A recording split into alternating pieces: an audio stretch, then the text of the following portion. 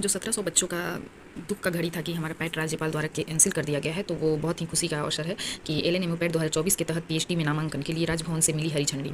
पत्र भी जारी किया गया। पैट 2024 की रुकी हुई नामांकन प्रक्रिया को जारी रखते हुए इसे पूरा करने की अनुमति दी गई। तो आइए हम पढ़ के बताते हैं कि ये पत्र के अखबार के न्यूज़पेपर के माध्यम से बताया गया है कि कैसे हुआ और क्यों हुआ और कितने बच्चे किस किस सब्जेक्ट में हैं। तो ललित नारायण मिथिला विश्वविद्यालय में पीएचडी प्रवेश परीक्षा पैट 2024 उत्तीर्ण करने वाले अभ्यर्थी के लिए राहत भरी खबर है। राज्यपाल सचिवालय ने पैट 2024 के आधार पर पीएचडी नामांकन प्रक्रिया को पूरा करने की स्वीकृति प्रदान कर दी है। इस संबंध में राज्यपाल ने अपर सचिव संजय कुमार ने ललित नारायण मिथिला विश्वविद्यालय के कुल सचिव को औपचारिक पत्र जारी कर दिया है। राज्य भवन द्वारा जारी पत्र के अनुसार पीएचडी में यूजीसी नेट स्कोर के आधार पर नामांकन लेने संबंधी निर्देश 2 जून 2026 को जारी किए गए थे। हालांकि मिथिला विश्वविद्यालय द्वारा पैट 2024 का आयोजन कर उसका परीक्षा परिणाम मई 2026 में ही नए दिशा निर्देश जारी होने से पूर्व घोषित कर दिया गया था।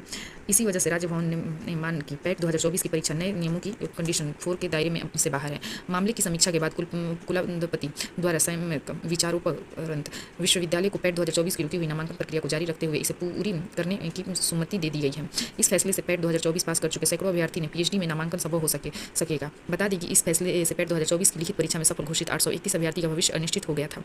परीक्षा पास करने वाले छात्रों में असंतोष और चिंता है। अब पूरी प्रक्रिया रद्द होने से उन्हें नए नियमों के तहत दोबारा आवेदन और चयन प्रक्रिया से गुजरने की चिंता सता रही थी।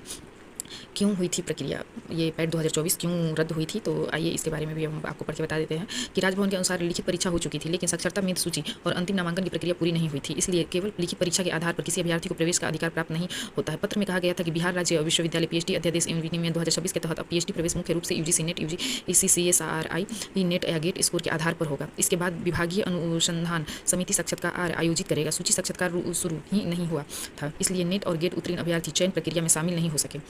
साथ ही राजभवन ने यह भी कहा कि पहले जारी विज्ञापन में विषयवार रिक्तियां का विवरण नहीं दिया गया था और अब तक खाली सीटों की आधिकारिक सूची भी प्रकाशित नहीं की गई। इन सभी विसंगतियों को देखते हुए राज्यपाल सचिवालय ने पूरी प्रक्रिया रद्द कर नए सिरे से विज्ञापन जारी करने का निर्देश दिया।